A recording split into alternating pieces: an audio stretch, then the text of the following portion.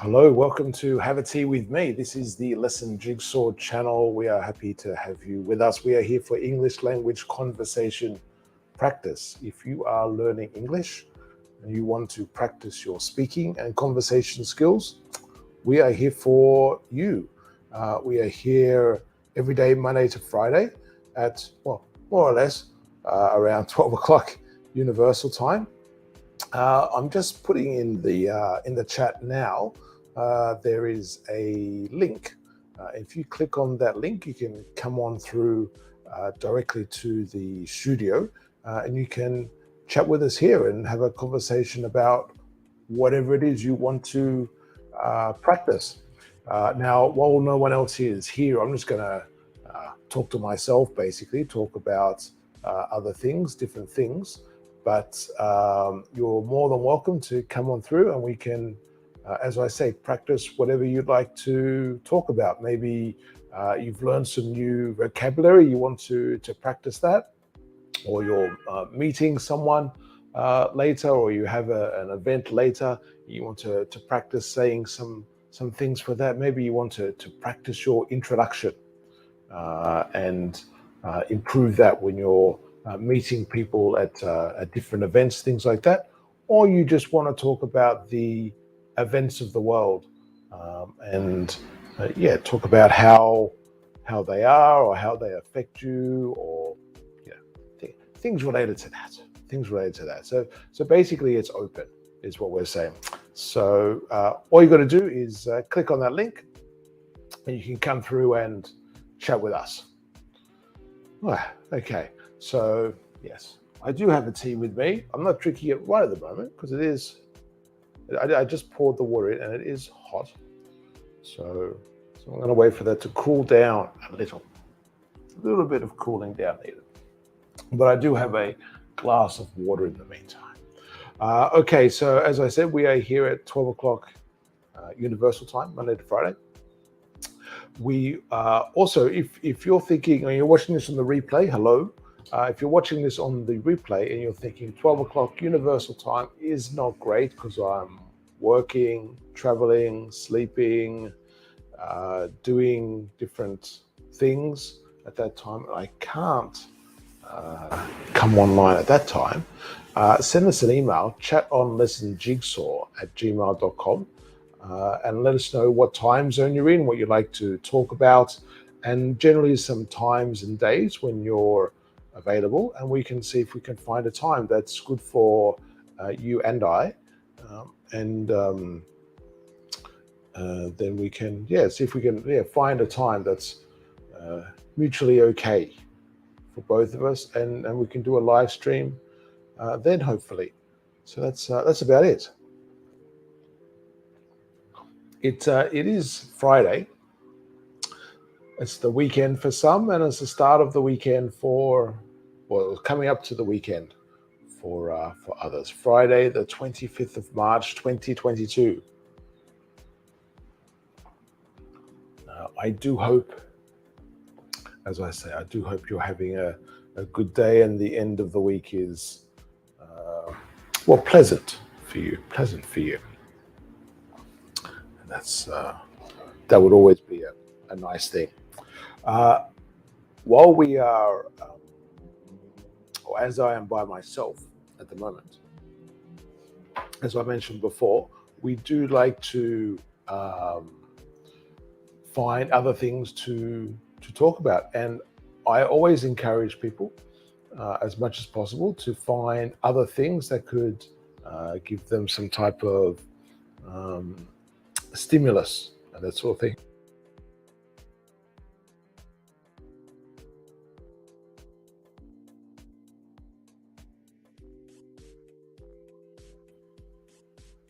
Well, there we are. So just sneezing for a second there.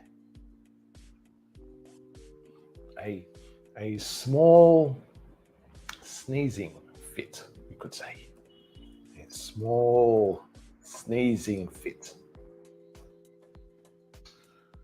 But all gone now. Wait, that's a funny thing, isn't it? When you when you feel when you feel something coming, like a sneeze. You feel the sneeze coming, and then and it's like, and sometimes it's like it's coming, and then nothing, and then other times it comes like so quickly, and other times it's such a slow event. Anyway, so nevertheless, funny stuff, funny stuff. So what was I gonna say? Okay, yeah. So when you want to practice speaking, quite often you need something to speak about.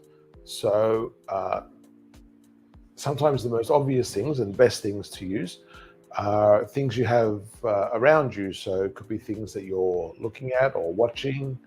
Like sometimes maybe if you're sitting in a cafe somewhere, you're having a coffee or a tea or something, and you're watching the people go by, and you can talk about the people and events and that sort of thing. Um, you can also um, use pictures, newspapers, magazines, stories, that sort of thing, things you're seeing on the TV, all of those sorts of things. All of those are possible. Um, and when you're doing that, I always emphasize looking at the question words.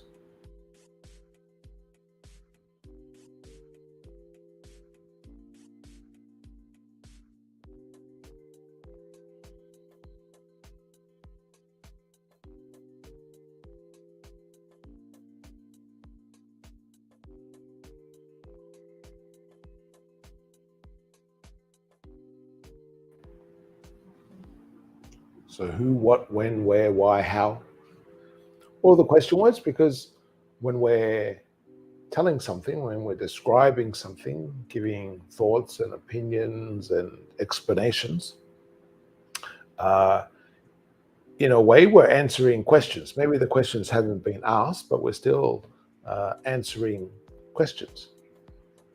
So, and if you're thinking of what can I say, what you can do is think of the questions and see how they flow. And when you'll get the answers to some of those questions, you can dig a little bit deeper into those questions.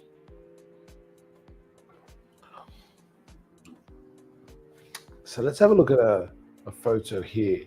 Now, obviously, you have the T in the top right-hand corner.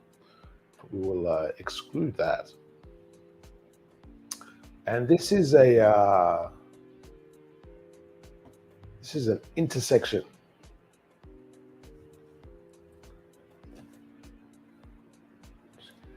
So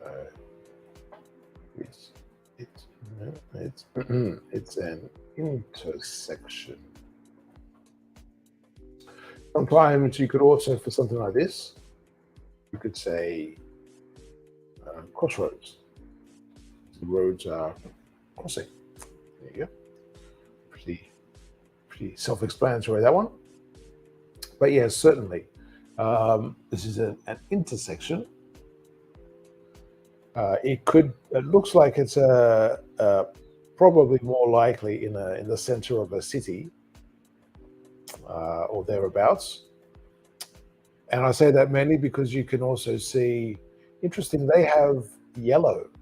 I'm not sure where this photo actually, but yellow for the zebra crossing or the pedestrian crossing. They have yellow. I'm not sure if I've ever seen yellow for a pedestrian crossing. I'm trying to think. I normally, everywhere I go, I see white. I'm pretty sure. I can't think of seeing yellow for a pedestrian crossing. What are they like in your country? But certainly there, and you will see like little islands for the pedestrians. So I'd say probably on the left and on the right, and like little islands. And it looks like there's a few.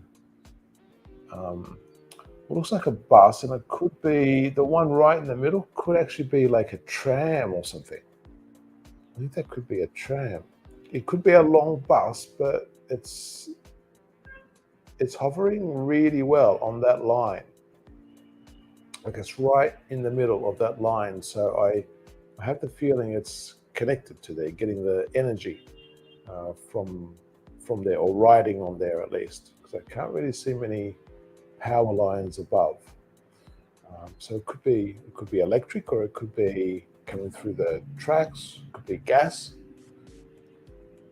Who knows? But it certainly does look like it's both ways there, and the other road being one way. So the road going, let's say, from right to left is one way. Okay, and well, actually, yeah. So the other road looks like it's one way, at least for cars. So I'm assuming the tracks are going to be one way as well, because it would be strange then to have a tram or something like that coming through in the opposite direction. Or would it? I mean, maybe it wouldn't be unusual.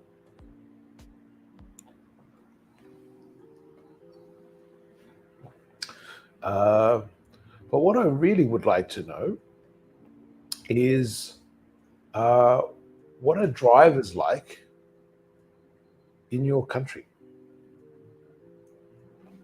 What are drivers like in your country?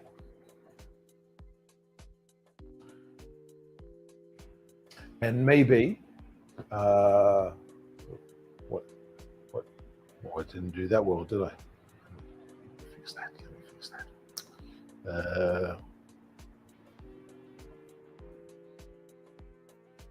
The drivers like. The drivers like in your country.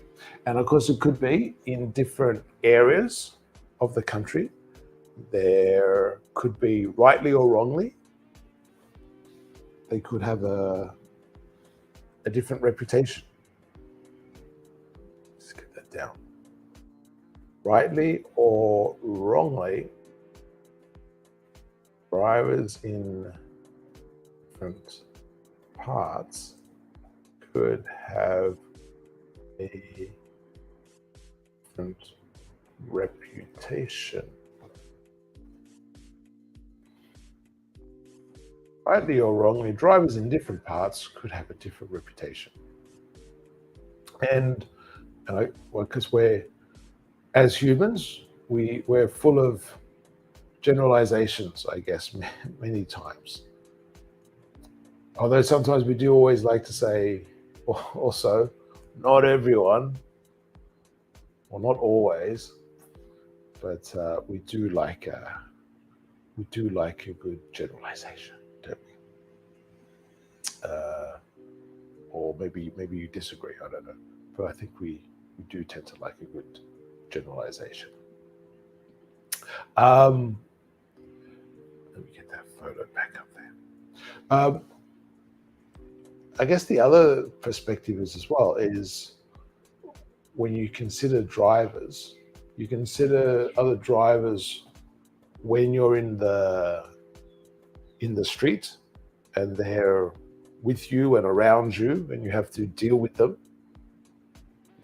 So drivers of cars, buses, trucks, riders, maybe, I guess, because you ride a bike. But let's include them, of course, because they can do different things. They squeeze in quite oftenly, and they can get through traffic quite fast. So people on bikes can weave through traffic really fast. And of course, that's why a lot of the courier drivers and delivery drivers that you see are basically on bike, either bicycle or motorbike, because it's just so much easier to get through. I remember growing up, it was always the courier riders who would have like a reputation going through the center of the city, like causing problems because they were going so fast and cutting corners and sometimes using the footpath, sometimes using the road, and all different sorts of things. I guess that's another sub-question, let's say, or another question that's worth looking at. Where do cyclists ride? Because I know in some countries they ride on the footpath almost exclusively. Other places they have the cycle paths or the cycle ways, so they have their own part of the street and part of the road, and other times there's nothing, and they're on the road amongst all of the trucks and heavy vehicles and whatever else, and people, tooting the horn all the time, honking the horn on the klaxon. So it's a lot of ways it can be difficult for someone on a bike in particular. But of course, there's more danger for them as well. Do drivers look out for other drivers in your country? Let's get the question down. Do drivers out for other drivers in your country? In fact, let's change the word. It's probably a better word, because motorist is more encompassing, isn't it? I guess if we use that word. And of course, just as a note, because this structure of question is we're asking for an opinion or evaluation, or effectively adjectives. When you have like here, sometimes you get confused with the question something like, what do drivers like? In which case they may like clean roads, and they may like no traffic, and they may like low petrol prices or fuel prices, that sort of thing. But what are they like? Quite often we're looking for adjectives. So they're very, maybe the drivers are very conscientious, or they're very polite, or they're very erratic, or very, or dangerous, or knowledgeable. They're very good with the road rules, perhaps, or a little bit wild, perhaps. So I was saying you can look from the perspective of another person driving different vehicles, like a car, truck, bus, bike, be it bicycle or motorbike, but it's also the perspective of the pedestrian. So the person walking across the street, like we were saying with this picture. So the person walking across the yellow lines, the zebra crossing. And so I guess the question is, in some countries, like we can see in this picture, take myself out there, and you see, so we can see certainly the one on the left. If you look at that little pedestrian crossing on the left, there's a white car there. It's the bottom left-hand corner, I guess. There's a white car stopped, and it looks like there's some people crossing the crossing. And it looks as though that could well be the case on the right-hand side as well, when some people are going off that main road, perhaps, and turning right. At least there's one, maybe two or two cars, and perhaps a third one about to turn. It looks like they're waiting as well, although it's hard to tell with a still photo. But they look like they're waiting. Well, certainly the one on the left is behind the line. The one on the right is slightly past the line. the white line. But I know in different places, like in Australia,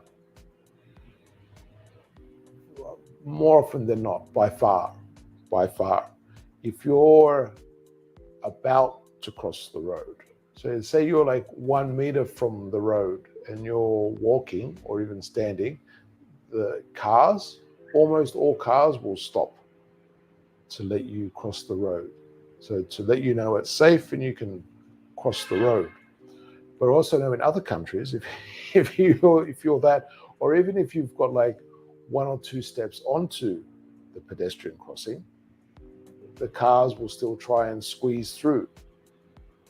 And I've had situations where basically I'm a third of the way across the road, and the cars have come through, and they're tooting their horn at me, going, "What are you doing? What are you doing?" This is with both when there's just a pedestrian crossing and no lights or anything, but also pedestrian crossing and green lights. I've had that. I think that's it's been some very interesting experiences. But as we say, like in different parts of the world, so maybe in the city, it's different to how they are in the country, maybe. But maybe in the country as well, they have to learn to be a bit more patient if they have things like tractors and that sort of thing going up the road. So the speed is going to be considerably lower.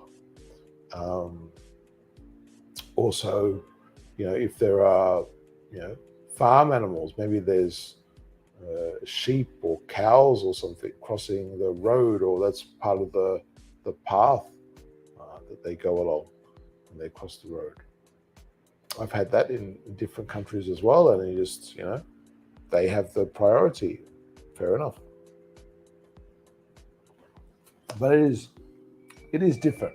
It is different in different parts of the world. So do let me know what it's like in your country with different, different motorists and different situations, different locations. And I guess the other thing we could mention as well is the training. How involved is the training to get the license? How old do you have to be to have a license? And do you ever drive, or did you ever drive or know of people who drove while they are while they don't have their license yet? So I've seen a few places where, particularly if there's like private property is one thing, but I've seen other places where they give the kids an opportunity to go behind the wheel. If it's normally it's a quiet area, not always, but normally it's a quiet area. So there are not too many cars. So quiet area or quiet time. And they go and practice driving, maybe practice parking, that sort of thing. And what sort of things did they have in the driving tests in your country? Did they test everything, or was it sometimes like sort of depending on your luck, like a lucky dip? Was it like a lucky dip? I like that expression. Was or is it like a lucky dip? So if you have lucky dips where you are, lucky dip is like where you have like, normally it's like at a school fete, but I guess it could be in other places. Like a school fete or a school fair, you have like a box of prizes, basically, wrapped up, so you can't see what's in them. And basically you put your hand in the box, you pay 50 cents or $1 or something, you put your hand in the box, and then you get whatever the prize is. And so maybe it's something really good, or maybe it's something really bad. Well, that could be like presents anyway, I guess.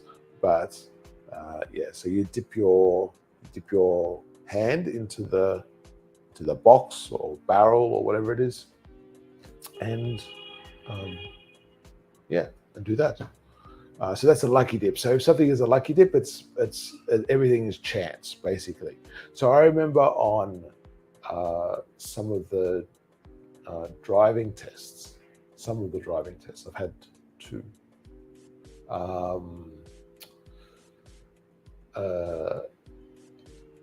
And they would basically, you would have things like, you have, I don't know, hill starts, 3-point turns, reverse parking, street parking, which I guess could be reverse as well, depending on how you have to do it. I don't know what you call it, like parking in a car park. Is that, I'm not sure what you call that. Anyway, that sort of parking, and different types of like interactions with the road, I guess. So yeah, so it could be a lucky dip, or potluck, I guess is the other one. Potluck. Same sort of idea. Potluck, when, or which one they're going to ask you to do. And yeah, I guess lucky for me, or good for me, I was able to pass both times. So that was good for me. But there were different features to the test both times. So yeah, interesting. And I guess just looking at this particular road as well, I'm still trying to figure out if that's a bus or a tram on there. I can't really tell. But in the middle of that road looks to be a no waiting, or no pausing, no standing zone. So you shouldn't be stopped in that intersection, that in that middle of the road. And see this quite often now, don't you? You have a different markings on the road to indicate where you shouldn't be stopped. And sometimes drivers are good like that, sometimes not. Sometimes drivers are good, so they wait, I guess behind the line before they cross over, because if the lights change, and they're stuck in the middle of the intersection, there's a few things that can happen, I guess. The first thing is they're embarrassed, and they have to, I don't know if you have this, they keep their hands on the wheel and they look straight ahead. It's like they have, like with horses, they have blinkers. So that you can't see the sides. So it's like the drivers, they have hands on the wheel, they have blinkers, and they can't see. They're stuck in the middle of the intersection, praying perhaps that the cars in front of them going, so the cars coming from the side can get through. Everyone's on their horns, tooting their horns, on the klaxons, going, come on, get out of the way, yelling abuse, that sort of thing. Some cars, finding a path around them. Sometimes those cars, instead of not being necessarily in the middle of the intersection, but they're blocking the pedestrian crossing. So they're just in that point, and then I've seen this quite a few times, like a lot of times, where it's like where the car's squeezed up, the car's squeezed up, so it's so close that you can't get through, like bumper to bumper. literally bumper to bumper. So the bumper being the bit at the front and the back of the car, where I guess it's the to bump other things. It's a little bit of a buffer before you hit the main car. Um, so a bumper to bumper, uh, and you can't actually get through to cross the pedestrian crossing. You had to go out pretty much not into the middle of the intersection, but sort of near the intersection um, to get through. But I see that a few times. It depends how many cars. If it's 3 cars, um, it's almost impossible. If it's 2 cars, normally there is like a way around one of the two. But it's an interesting thing. It's an interesting thing how when drivers sometimes they like wave, say, oh, sorry, my mistake. Other times not. Like I say, there's hands on the wheel, looking straight ahead, and the passengers, sort of looking around, going, I don't want to be in this car. Everyone's looking at me. It's how it can be sometimes. And I guess the darker side, if we're talking about road users, is road rage. So when people get so angry with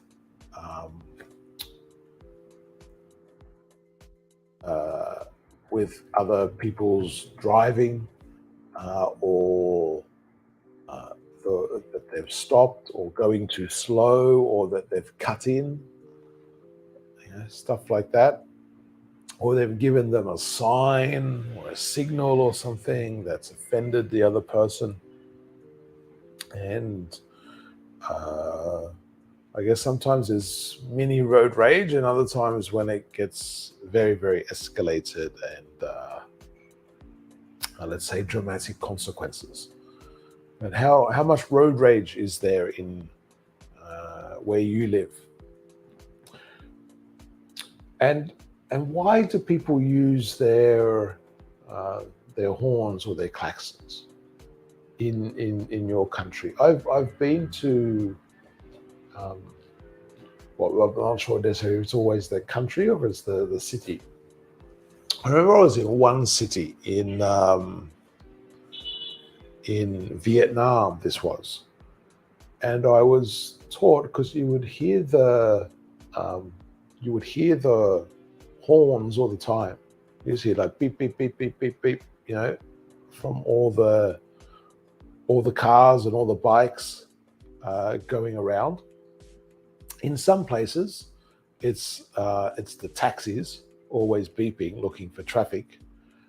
In other places, or in Vietnam where I was, it was and what I was taught there, I guess, or people were telling me, was that it's for people. It's not like if you go to a lot of cities, when people are tooting the horn, it's from annoyance. It's sort of like a come on, go, or it's like it's a green light, time to go, or get out of the way, or you cut me off, or that was dangerous, or something. It's a negative reason for that. But what I was told was that there they would use the horn more as an indication. So the reason why I was like all the time, sort of everywhere, and in some ways it makes it a little bit useless in a way, but in some ways useful, like in a direct sense. But they would, it's basically to let other people know, other motorists know, I'm here. So basically, if it's like say you're on a bike and there's a bike sort of beside you on the right or something, it'll be like a beep, beep, beep, beep, beep. So they're saying, I'm here. This is where I am. Just to let you know You know, there's other people around you, or right next to you, or behind you, or whatever it may be. Which I found was an interesting way of doing things. That was like definitely something I had not seen before, and I guess that was perhaps the real intention of the horn when they first when they added it, is um, for notification. Because I guess when they first started cars, when they were first in production, let's say, it was a bit of a novelty. So people would have been maybe hearing horses, and it was generally much slower. Horses and carriages and that sort of thing. And trains, you could hear them, I guess, and then they would have like the big horn from the train, and maybe I don't know, with carriages, like with horse and cart. Maybe they had bells. I see that in the movies, but I don't know how accurate that is. But sometimes you would see them with bells, that sort of thing. But there was always it was generally slower for most traffic. Let's say in most streets. And so you sort of had time, but with cars, it was a much quicker thing. So they have the horn to indicate, to let you know that something's coming. Watch out! There's a car on the road, so don't cross the road, or move the horse out of the danger area or something like that. So there are all sorts of things, I guess, to consider if we're thinking about roads and traffic and drivers and that sort of thing. Okay, please do leave your comments. Certainly, if you're watching the replay, let us know in the comments what your thoughts are and your opinions. Just do a quick reminder that this is Have a Tea with me every day, Monday to Friday at 12 o'clock Universal Time. We are here for English language speaking practice.